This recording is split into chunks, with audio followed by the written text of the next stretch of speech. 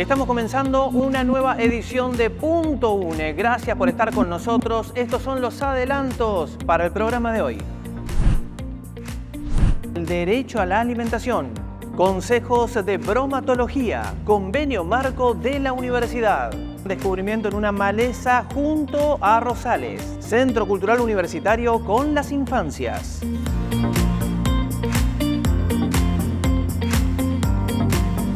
Punto UNE inicia de esta manera.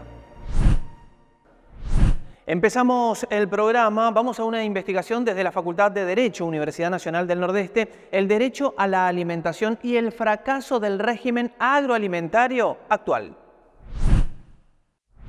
Susana Friedman, hoy queremos conversar y que nos cuente acerca del proyecto de investigación que tienen en el marco de la convocatoria de la Secretaría de Ciencia y Técnica. ¿Nos puede contar de qué se trata y quiénes conforman el equipo? Y es un equipo interdisciplinario. Siempre nuestros temas de investigación tienen esa naturaleza. Está conformado por docentes de la Facultad de Derecho, pero también docentes de agraria y de veterinaria. Y específicamente este proyecto, que es el derecho a la alimentación, o como concretamente prefiero llamarlo el derecho a no tener hambre, que comienza, ¿no?, ese término, el derecho a la alimentación y el fracaso del régimen agroalimentario vigente, es una idea que fue surgiendo justamente como resultado, como consecuencia de la pandemia. Una pandemia que visibiliza, para nuestro entender, los pocos resultados, los escasos resultados y el fracaso, a pesar de que a muchos no les disgusta o no quieren reconocer, del régimen alimentario vigente y que aún hoy sigue vigente, que se caracteriza por tomar todas las etapas dentro de la cadena, desde la distribución, desde la producción, o provisión de los alimentos, hasta llegar al consumidor. O sea que desde la tierra hasta la góndola. Hasta la góndola. Ustedes sostienen que esto está manejado por ese sistema que lo dominan las empresas, básicamente. Particularmente, y dentro de una economía, llamémosla capitalista, neoliberal.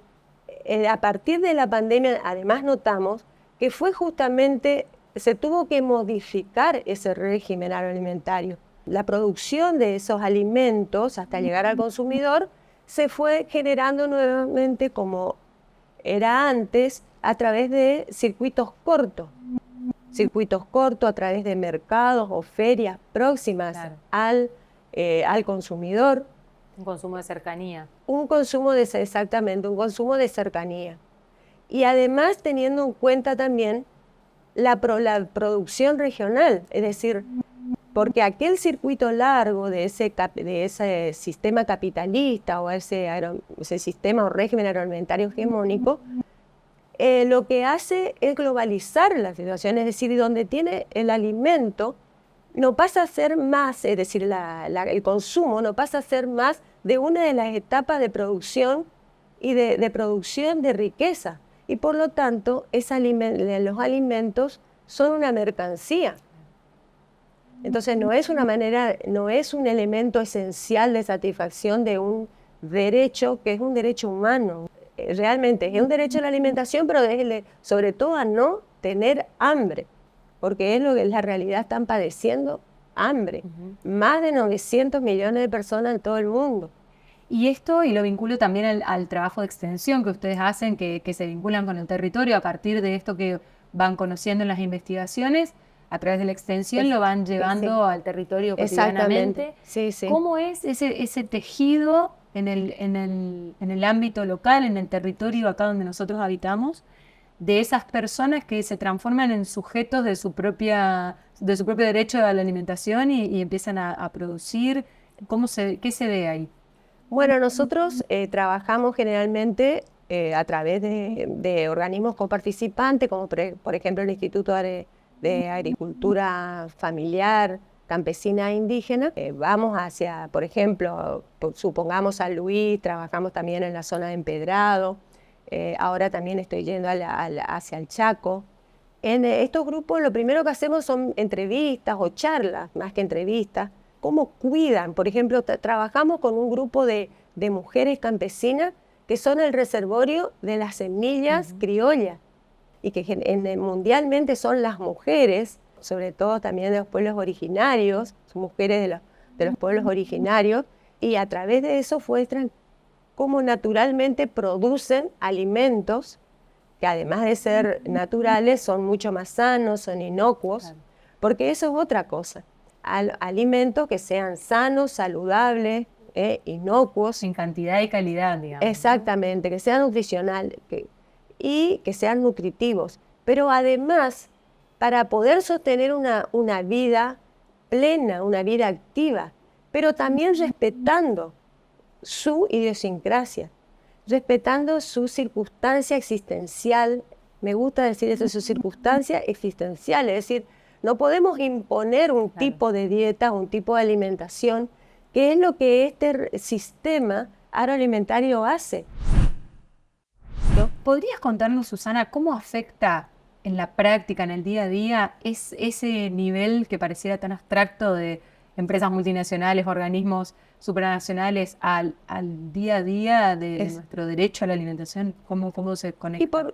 Y porque ellos, como empresarios que son, es decir, en principio podría decir que sí, que es una crítica. Uno entiende que el empresario invierte y que por supuesto quiere resultados de su inversión, quiere ganancias o beneficios, pero eso no significa que pueda hacer a su libre albedrío. Claro. Porque él vive en una sociedad, en una comunidad, y entonces también debe respuestas a esa sociedad y a esa comunidad. También depende de un Estado y de las medidas que puede lograr. Entonces, influye, por supuesto que influye bajo qué sistema agroalimentario o alimentario nosotros nos organicemos o una sociedad se organice, porque generalmente ese sistema que está vigente, alimentario vigente, prefiere a un Estado más débil, un Estado que se ha retirado muchas veces de la regulación y de los controles. Hay una desregulación y una nueva regulación a partir de directrices o de normativas privadas, es decir, que favorecen a ellos, empresas, es decir, claro, a los que detentan el poder. Para que haya seguridad alimentaria tiene que haber una soberanía alimentaria.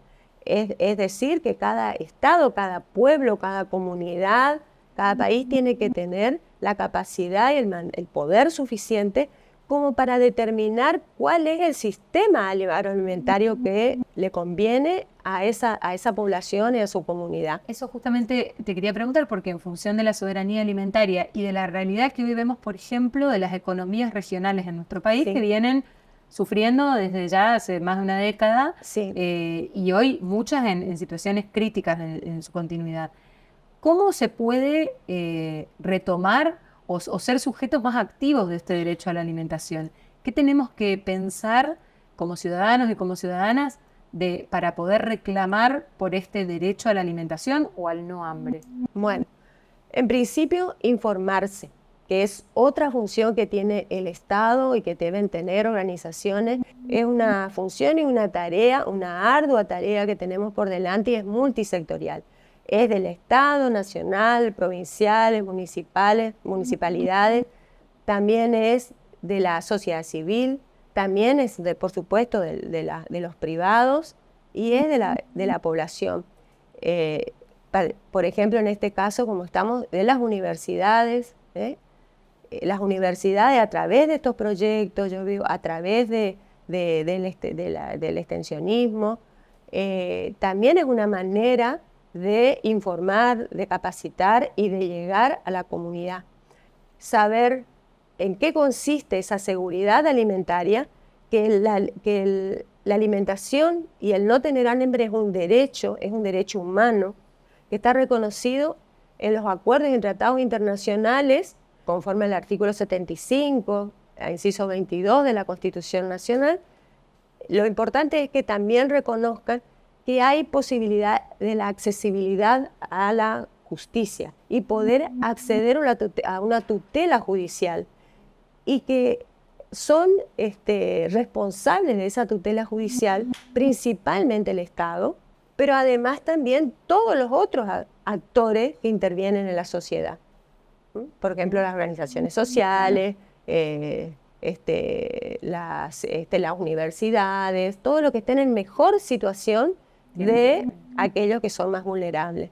Por último, ¿qué realidades te encontrás cuando trabajás con los pequeños productores de la zona, de la provincia, en cuanto a sus posibilidades de satisfacer sus propias necesidades? Bueno, el principal problema es, ellos en realidad pueden satisfacer y producen muy buena calidad, pero la cantidad que sea posible, pero muchas veces la comercialización, acceder a la comercialización, a la etapa de comercialización, les cuesta. Ellos donde están ubicados muchas veces llegar a los centros de comercialización. Claro. Por eso, si bien estas ferias sirven, pero en la mayoría de los casos ellos les dicen a veces no podemos llegar, porque no tienen, tienen un medio de transporte, muchas veces no tienen para la nafta, para el combustible. Y ellos están a kilómetros. O sea, estamos hablando de niveles de precarización. Exactamente, extrema, ¿no? De lo que es supervivencia pura. Pero es eso. Su vida es el campo, es su tierra y es el trabajar. Entonces ellos dicen, yo tengo que hacer este trámite que estoy haciendo, o me exigen otro trámite y tengo que dejar de producir, dejar de trabajar. Y de producir, que es un medio de vida de todos los días. Por eso lo de las condiciones particulares de existencia, ¿no? Exactamente. Cobra tanto sentido. Exactamente, esa particularidad de la existencia y la idiosincrasia, ¿no es cierto?, de cada uno. Susana, muchas gracias. Bueno, muchas gracias a ustedes. Ha llegado el momento de compartir nuestra primera pausa. En instantes, continuamos. UNEmedios es el portal de noticias de nuestra universidad. Ahí vas a encontrar novedades de nuestra comunidad científica, facultades, institutos, podcasts, videos de entrevistas, contenido multimedia y Radio UNE en vivo. Ingresá a medios.une.edu.ar. UNEmedios, el portal de noticias de tu universidad. El sistema de calificación de calidad QAs Star Rating le otorgó a la Universidad Nacional del Nordeste la calificación 3 estrellas, una gran distinción. QAs Stars es el sistema de evaluación universitaria más grande del mundo y establece el desempeño de las instituciones educativas a través de 8 categorías.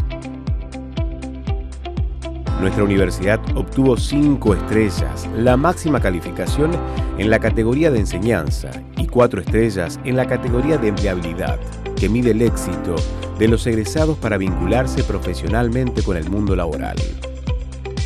Además de resaltar el gran aporte del arte, la cultura e innovación. La alta calificación otorgada por la QAs Star Rating ratifican la calidad y el prestigio a nivel nacional e internacional de nuestra educación superior. UNE, innovación e inclusión para el futuro. Una semana más, consejos desde bromatología, desde el cuidado de los alimentos. En esta oportunidad, cómo conservar los huevos.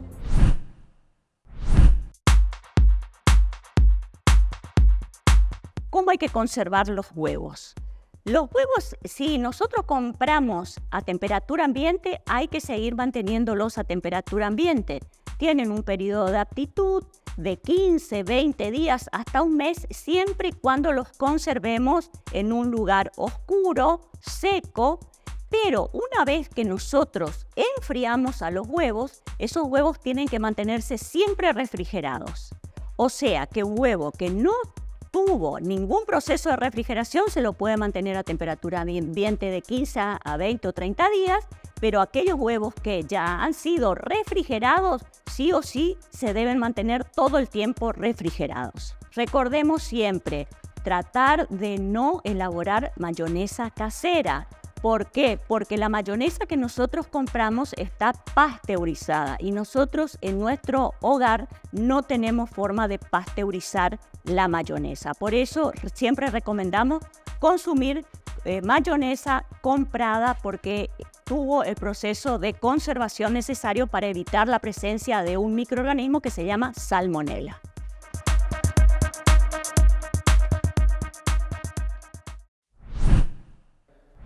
Seguimos con punto 1, expansión territorial.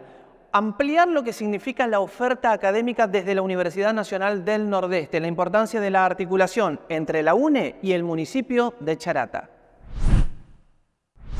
Hoy he asistido para firmar un convenio marco con el rector de la universidad, Omar La Rosa. La verdad que esto va a facilitar a muchos jóvenes de nuestra localidad poder cursar carreras que por ahí le queda muy difícil hacerla en otro lugar. El municipio cuenta con aulas que van a estar disponibles para poder dictar estas carreras. Estas aulas ya están disponibles, así que lo vamos a trabajar en conjunto. Municipalidad, objetivo cumplido, ya que teníamos como proyecto poder brindarle justamente a aquellos chicos que egresan del colegio secundario una oportunidad sin poder tener la necesidad de irse lejos de su domicilio, con todo lo que significa y sobre todo en este tiempo donde la situación económica la verdad es complicada para muchas familias, y esto va a facilitar justamente a estos jóvenes poder cursar la carrera muy cerca de su domicilio.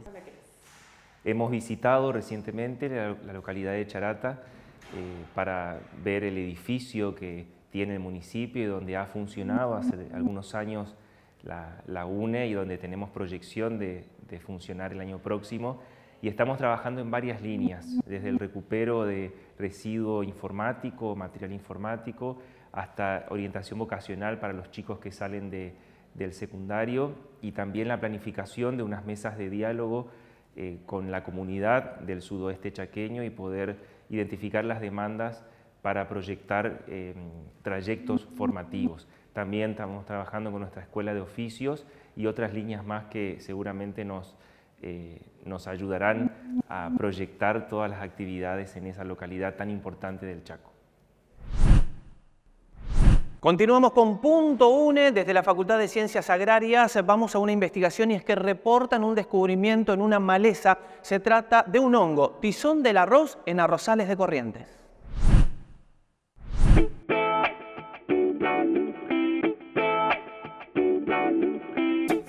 La maleza se llama Pliomenopsis najade, conocida como canutillo, y este reporte es el primer reporte a nivel mundial de esta maleza como hospedante de Pericularia oryzae, que es el agente causal del tizón del arroz. Me llamo Lisandro Bastida, soy ingeniero agrónomo, docente de esta casa de estudio que es la Facultad de Ciencias Agrarias. Actualmente estoy terminando mi doctorado en el área de fitopatología y bueno, soy docente auxiliar en la cátedra de fitopatología. Mis directores son Susana Gutiérrez y el doctor Marcelo Carmona. Y bueno, la revista se llama Journal of Phytopathology. Esta publicación se dio en el marco de mi trabajo de tesis doctoral. Entonces esto es un avance interesante porque permite actualizar la lista de hospedantes de la maleza, de la enfermedad, en los cuales es posible reservar la enfermedad y actuar a su vez como fuente de binóculo en arroz. Es decir, ¿a dónde vive la maleza cuando la planta no está en pie? Bueno, uno de estos hospedantes, uno de estos reservorios de la enfermedad es Pliomenopsis najade, conocida como canutillo, que es capaz de reservar la enfermedad, y eso significa que la enfermedad puede pasar de esta maleza al arroz y viceversa. Esta maleza fue encontrada en un canal de riego secundario en la arrocera didáctica experimental de nuestra facultad, o sea, acá en Corrientes Capital. No es la más importante, quizás por eso no la teníamos en el radar, pero sí aparece en canales y zonas anegadas, de manera que es una maleza que está quizás cobrando importancia y hay que tenerla en cuenta.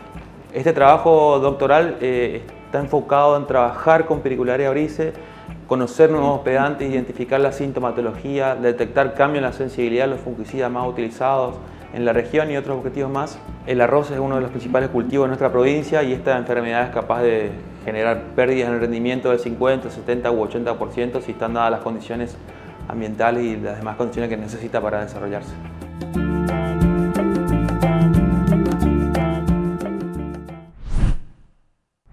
Ahora nos encontramos con nuestra segunda pausa, ya volvemos. UNEMedios es el portal de noticias de nuestra universidad. Ahí vas a encontrar novedades de nuestra comunidad científica, facultades, institutos, podcasts, videos de entrevistas, contenido multimedia y Radio UNE en vivo. Ingresá a medios.une.edu.ar.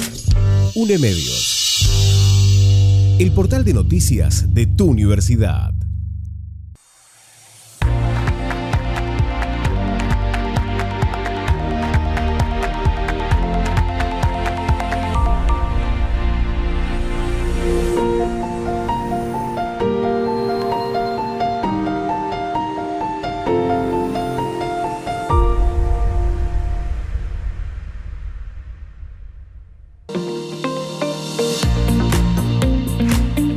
Momento artístico en el programa desde el Centro de Promoción de Derecho. La propuesta tiene que ver con recreo en el marco del Centro Cultural Universitario con las infancias.